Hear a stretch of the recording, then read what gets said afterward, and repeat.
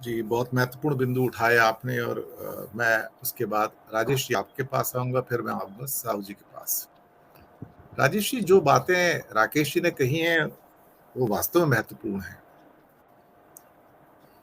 अजीब-सा याराना है ना? क्या याराना है? कई पिक्चरों के डायलॉग भी ऐसे आते हैं। लेकिन बहुत कुछ अंदर है जो बाहर नहीं आता है। हर चीज़ पे हम झुकते हैं। किसी भी अंतर्राष्ट्रीय प्लेटफ़ॉर्म पे, क्वाड का समिट हो या कोई और समिट हो, जहां भी मोदी जी गए अंतर्राष्ट्रीय समिट में, वो हमेशा बात करते हैं, चीन के संदर्भ में बात भी करते हैं, लेकिन चीन का नाम कभी नहीं लेते हैं। ऐसा क्या है सर? क्या अंदर में ऐसी कौन सी इनकी गांठ बंधी हुई है जिसके कारण देश का अहित करवा लेते हैं और तो स्वीकार नहीं करते? 2000 किलोमीटर चला जाता है, भारत के सीडीएस स्वीकार करते हैं कि ये दोनों एरिया हमारे पास नहीं है और हमसे वो पेट्रोलिंग राइट्स भी छीन लिए गए हैं, चाइना पीछा नहीं हटता है।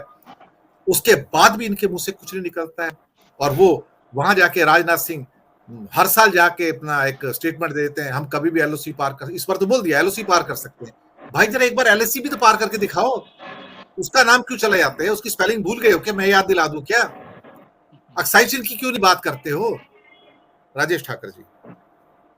अभी अभी अक्साई चीन और अरुणाचल प्रदेश, उनको जो मैप है चीन ने जारी किया उसमें चाइना में दिखाया गया। उसके बाद भी जो है, हमारे विरोध के बावजूद भी वो उसको हटाने के लिए तैयार नहीं। तो बहुत सारी बातें यहाँ पर कही गई कि जो रवैया पाकिस्तान के साथ हम रखते हैं, जो हमारी लाल आंख है, वो पाकिस्तान के खिलाफ होती है, चाइना के खिलाफ क्यों नहीं होती।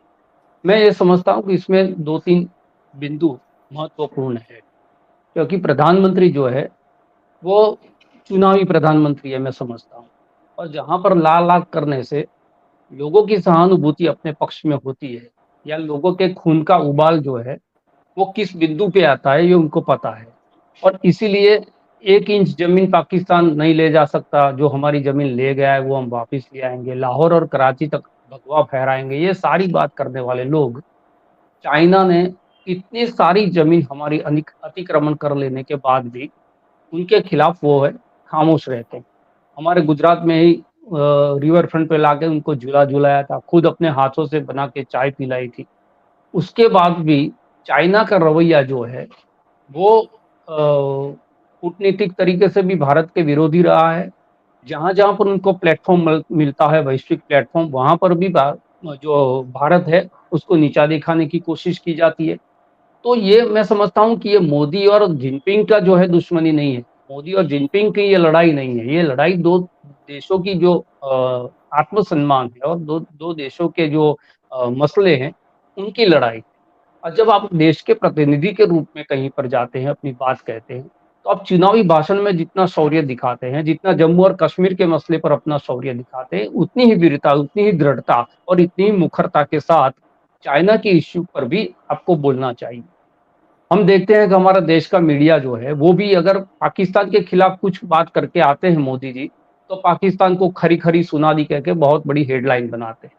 लेकिन अभी अभी जो बातें आपने बताई और जो बातें हमने देखी, और जिस प्रकार के चाइना का जो रवैया अभी G20 के दौरान भी हमको देखने को मिल रहा है, उसमें कोई इस बात का महत्व नहीं दे रहा। न देश का मीडिया ये बात को महत्व दे रहा है, न देश उस पर चर्चा कर रहा है। देश चर्चा क्या कर रहा है, तो एक कमेटी बनी, उसमें राष्ट्र जो हमारे पूर्व राष्ट्रपति ने उसको चेयरमैन बनाया। तो अब वन नेशन वन इलेक्शन वाला मसला जो है अभी 2 दिन के बाद आ जाएगा, पूरे देश के अंदर एक साथ चुनाव हो जाएगा, बहुत सारा खर्चा बच जाएगा, एक क्रांति रिवॉल्यूशन हमारे देश में हो जाएगा। उस पर पूरी बहस जो है छिड़ी हुई। तो ये बहुत सही बात है कि हमारे देश की जमीन अगर वो पाकिस्तान को लगकर है, बांग्लादेश को लगकर है, चाइना से है, श्रीलंका से, नेपाल से, भूटान से, कहीं पर है, ये देश हमारे हैं। जो वाजपेयी जी कहते थे इंदिरा के वक्त में, जब चीनी महंगी हो गई थी और चाइना का जो ये रवैया रहता था कि देश को दोनों तरफ से चीनी का खतरा है, देश में चीनी कम है इसलिए, सरहद पे चीनी ज्यादा है इसलिए, ये व्यंग अटल बिहारी वाजपेयी करते थे। तो आज यही स्थिति है कि सरहद पर चीनी ज्यादा है, लेकिन बोलने वाले लोगों के अंदर जो है चीनी बहुत कम हो गई।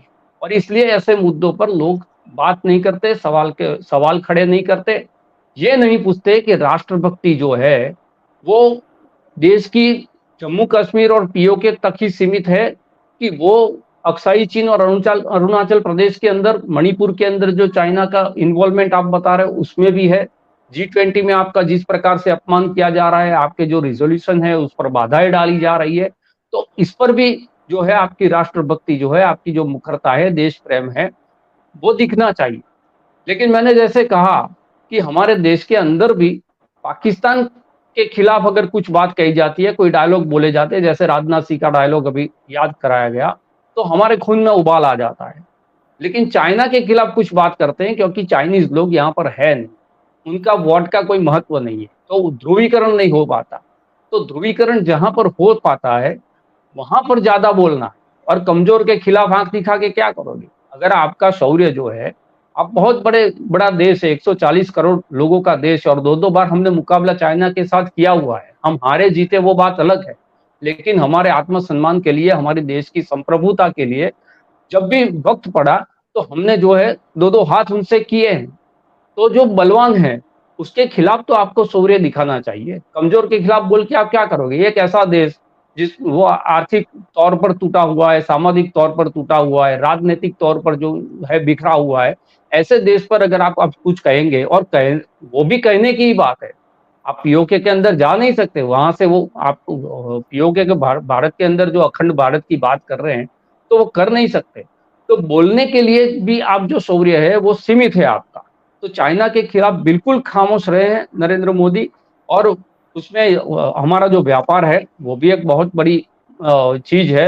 हम हर वक़्त जो सोशल मीडिया जो है भारतीय जनता पार्टी का उनका आईटी सेल है, वो चाइना की चीज़ों का बहिष्कार अगर कोई भी त्योहार आ जाएगा, दिवाली आ जाएगी, होली आ जाएगी, तो वो करेंगे। लेकिन हम जब फिगर्स देखते हैं, तो वो जो व्यापार है, वो बढ़ता जा रहा है। तो ये जो आर्थिक जो व्यवहार है हमारे उनके साथ और उसमें आपने जो नाम बताए ऐसे बहुत सारे उनके मित्र हैं, जिनका जो व्यापार है वहाँ से जुड़ा हुआ है। तो एक ये भी मजबूरी हो सकती है। दूसरी मजबूरी जो है, जो नरेंद्र मोदी के दिल के भीतर में जो डर था, वही उनके जो विदेश मंत्री हैं उन्होंने अपने आप से ज़ाहिर कर दिया है कि वो इतनी बड़ी महासत्ता उससे कैसे युद्ध किसी से भी हम नहीं करना चाहते और नहीं होना चाहिए। यूक्रेन और रशिया की स्थिति हम देख रहे हैं। लेकिन हमारा देश का जो प्रधानमंत्री एक फ़ोन कॉल पर यूक्रेन और रशिया का युद्ध जो है, वो बंद करा सकता है। एक फ़ोन कॉल पे क्या उनसे 10 मिनट टेबल पे बात करके हमारी जो ज़मीन उन्होंने ले ली है, उसको वापस नहीं ले सकते। एक मुठभेड़ हुई थी चाइना के सैन्य और हमारे सैन्य के बीच में। तीसरे-चौथे दिन इवेंट मैनेजमेंट के लिए प्रधानमंत्री वहाँ चले गए, टैंक के ऊपर वो सैन्य का जो है वेशभूषा करके, तोप के साथ फ़ोटो सारे मीडिया में रिलीज़ हो गई और जैसे चाइना को जीत लिया। तो आप ये सब कर सकते हैं, लेकिन जहाँ पर आपको आपकी बातें उठानी है, जो वैश्विक मंच मिल रहा है, जिसमें भारत की बात आपको उठानी है, वहाँ पर वो बात नहीं करते, उतना ही नहीं, चीन शब्द जो है, वो भी आपके मुँह से निकलता नहीं है। तो ये बिल्कुल हमारे प्रधानमंत्री की कमज़ोरी है, सिलेक्टिव जो है उनकी जो राष्ट्रभक्ति है, वो साफ दिखती है।